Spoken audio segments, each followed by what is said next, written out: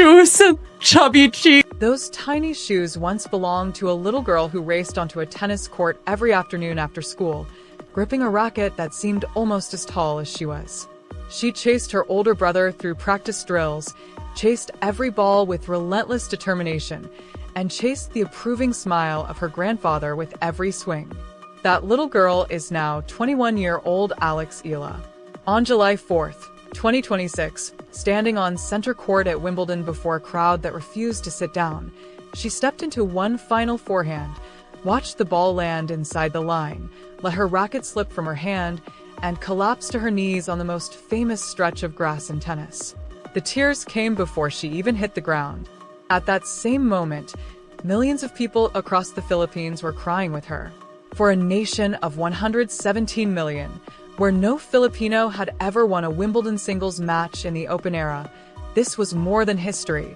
It was a breakthrough generations had waited to see.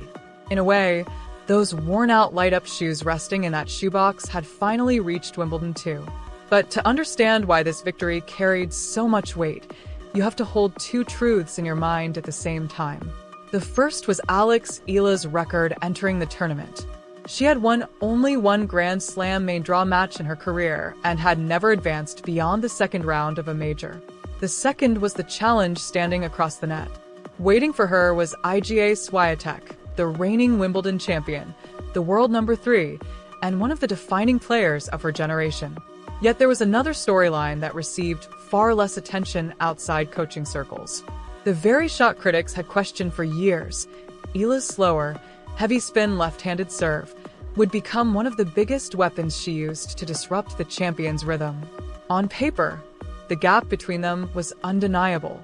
Eala arrived ranked number 32 in the world, while Swiatek stood at number 3. Yes, Eala had defeated her once before in Miami 16 months earlier, but many dismissed that result as a one-off, the perfect day for a fearless wildcard against an opponent who never found her best tennis. Since then, Swiatek had added Wimbledon to her collection, strengthening her place among the sport's elite. Eala, meanwhile, had continued climbing steadily. She reached the WTA 250 final in Eastbourne on grass, captured 2 WTA 125 titles, including Birmingham just 4 weeks before Wimbledon, and climbed to a career-high ranking of number 29 earlier in the season. Yet despite those achievements, her Grand Slam resume still looked remarkably thin. The biggest tournaments in tennis had never reflected the level she was showing everywhere else. That was the pressure everyone could measure. The greater challenge, however, could not be found in rankings or statistics. As Eala later described it, stepping onto center court against Swiatek was deeply personal. It was the little girl in the ruffled socks and flashing shoes walking into a place where no Filipino player had ever truly belonged before. By the time she fell to her knees, she wasn't simply celebrating the biggest victory of her career. She was releasing years of sacrifice, expectation, and belief. Those tears were not just for one match. They were for a dream that had finally become real. And fittingly, the battle itself reflected every bit of that emotion. The opening set alone stretched to 84 exhausting minutes, turning what should have been the beginning of a tennis match into a test of resilience, belief, and history itself. The opening set unfolded like a true heavyweight title fight, with momentum swinging back and forth almost every game. Eala earned the first break for a 2-1 lead after drilling a fearless forehand passing shot down the line, only to see Iga Swiatek answer immediately. But Eala had come prepared with a game plan few expected. She repeatedly floated high, looping returns deep into the court, disrupting Swiatek's rhythm before finishing points with sharply angled passing shots. The tactic wasn't accidental. It was the product of careful preparation and hours of studying the defending champion's patterns.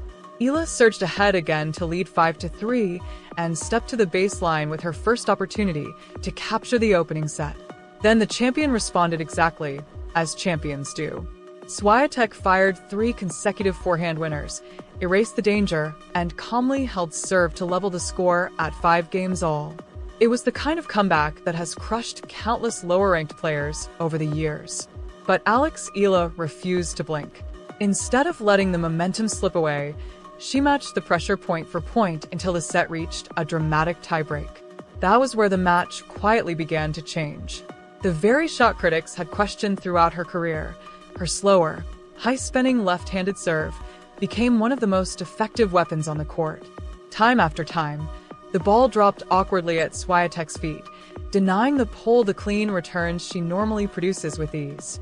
After the match, Swiatek herself admitted that Eala's slower serve was unexpectedly difficult to attack, explaining that the slower it came, the harder it became to time properly.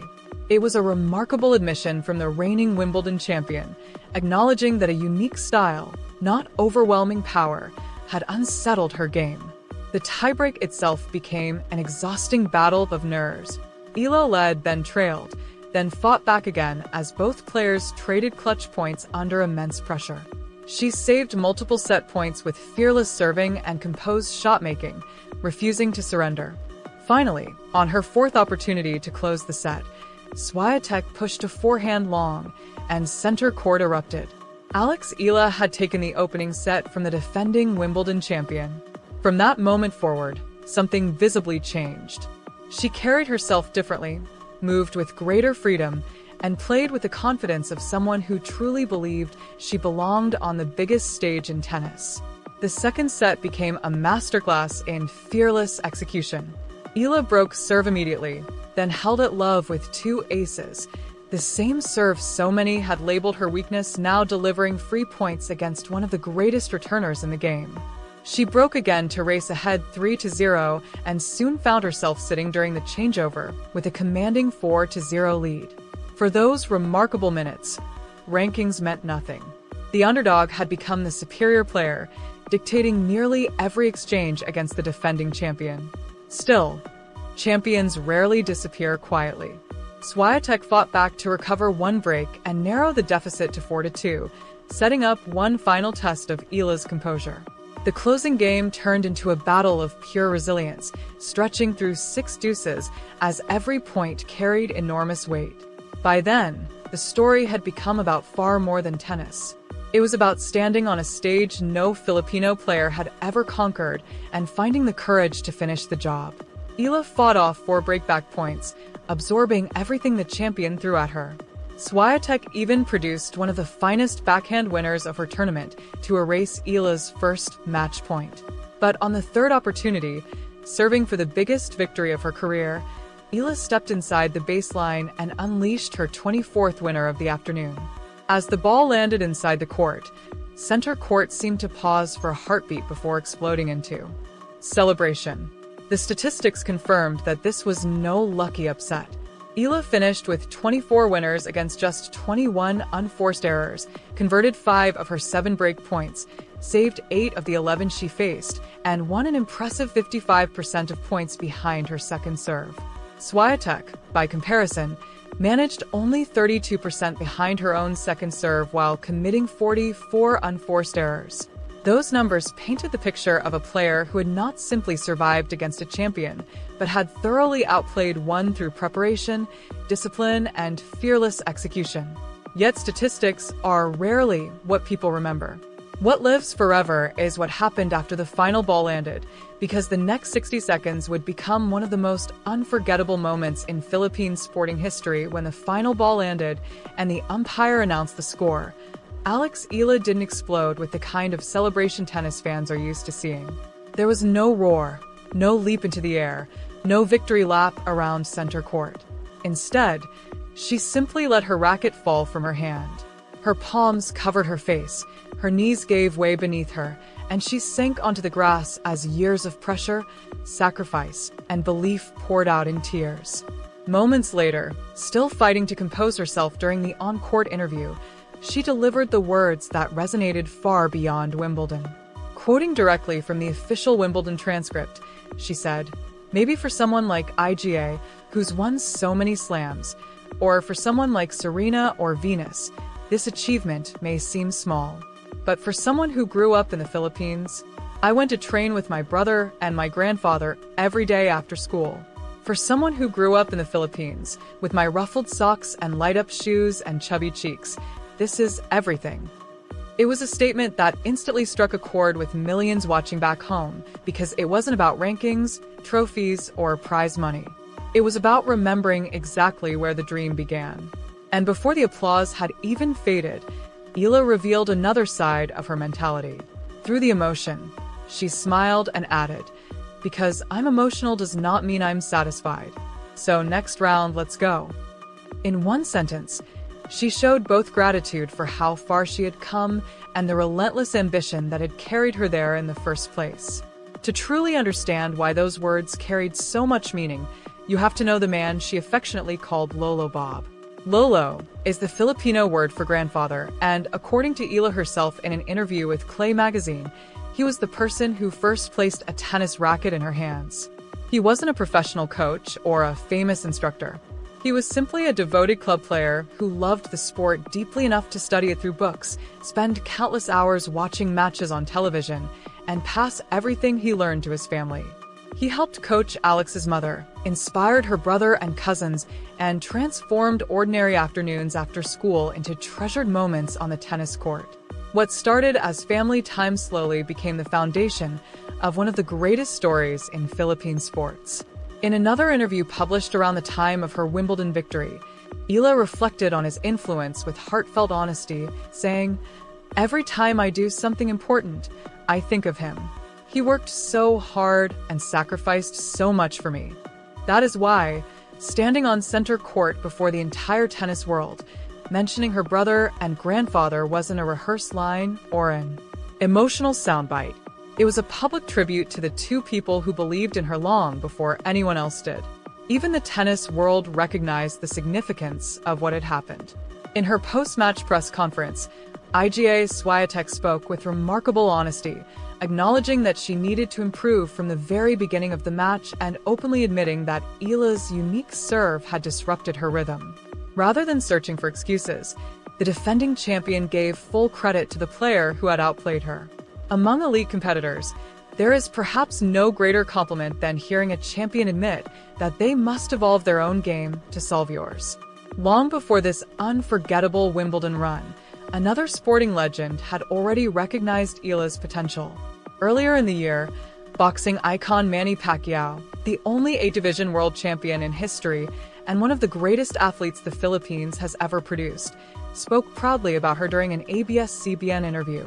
He said he was proud of Alex Eala because she represented the Philippines with honor and carried the nation's flag wherever she competed.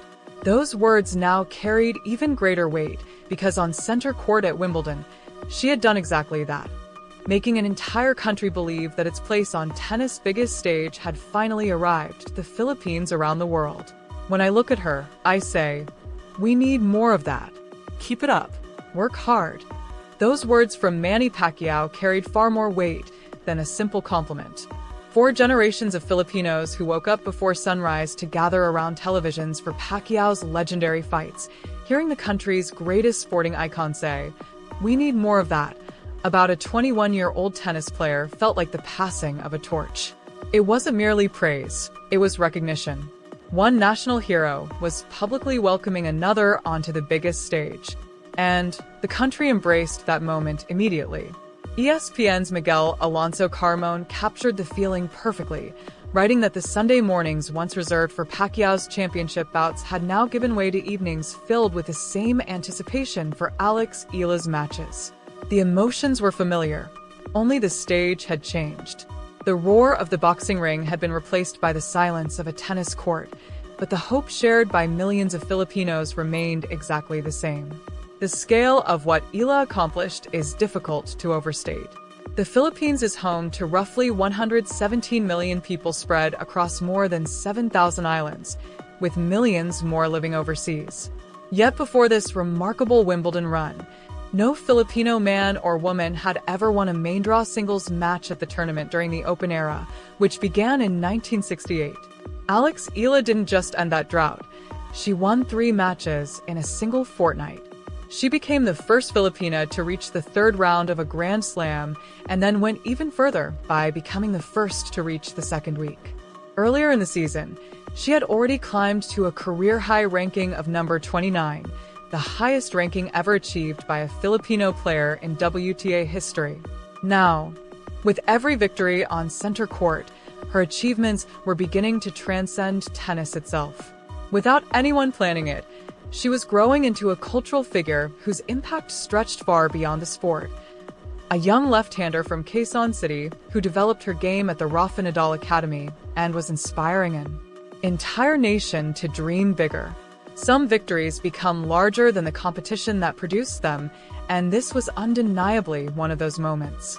Yet it's easy to overlook how close the story came to unfolding very differently. Just 48 hours earlier, Eala had been fighting for survival in the second round against Australia's Maya Joint, a player who had already defeated her earlier in the season. She dropped the opening set 6-3, and for a while it seemed as though the familiar doubts surrounding her Grand Slam record might return once again. Critics had questioned whether her success on the regular tour could ever translate to tennis' biggest stages. But instead of allowing those doubts to define her, she responded with authority, storming through the final two sets 6-2, 6-0 in a performance ESPN described as sweet revenge. That sequence is what makes this Wimbledon run so extraordinary. One day she was battling back from a disappointing start against an opponent who had beaten her before. 2 days later, she was standing across the net from the defending Wimbledon champion on center court, calmly producing the finest performance of her career. The difference between those two moments wasn't talent. She had always possessed that. The real difference was resilience, experience, and the confidence to trust her game under the greatest pressure she had ever faced. This wasn't a fairy tale or a lucky Cinderella run. It was the result of years of disciplined work, careful preparation, and a player finally performing at the level she had spent her entire career chasing. And that brings the story back to where it began, to that quiet shoebox resting inside a family home in Manila. Inside are the light-up shoes whose batteries stopped working long ago, and the little ruffled socks that no longer fit anyone. They may look like ordinary childhood keepsakes, but after everything that happened at Wimbledon, they've become symbols of something much greater. Because every unforgettable moment on center court can be traced back to the dreams of a little girl who once wore them, picked up a racket after school, and believed that one day she belonged on the biggest stage in tennis. Somewhere inside a family home in Manila, those little shoes probably still sit in an old shoebox. Perhaps they rest on a shelf or in the back of a closet, kept not because they have any practical value, but because parents rarely throw away the tiny shoes of a child whose dreams grew into something extraordinary. They belong to a little girl who hurried onto a tennis court every afternoon after school to rally with the grandfather she lovingly called Lolo Bob. She wasn't chasing history back then. She wasn't thinking about Wimbledon or world rankings. Like children everywhere, she picked up a racket for the simplest reason imaginable, to spend time with someone she loved. That was enough. 15 years later, on July 4th, 2026, that very same swing produced the 24th winner that defeated the reigning Wimbledon champion on center court. Moments later, the woman holding that racket dropped to her knees and cried. The swing had never really changed. Neither had the person behind it. What changed was the stage. The little girl who once dreamed on neighborhood courts was now standing in the most famous arena in tennis, proving that dreams built through ordinary afternoons can eventually echo around the world. After the match, Iga Swiatek reflected on the defeat by saying, "I need to work from the beginning." She was speaking about improving her own game, but in another sense, those words perfectly captured what Alex Eala had just inspired across the Philippines. She had made an entire nation want to begin believing again. Children who had never imagined themselves holding a tennis racket suddenly had someone who looked like them, spoke like them, and proved that the impossible could become possible. The journey, however, was far from over. Later that day, Eala would return to center court to face number 13 seed Jasmine Paolini.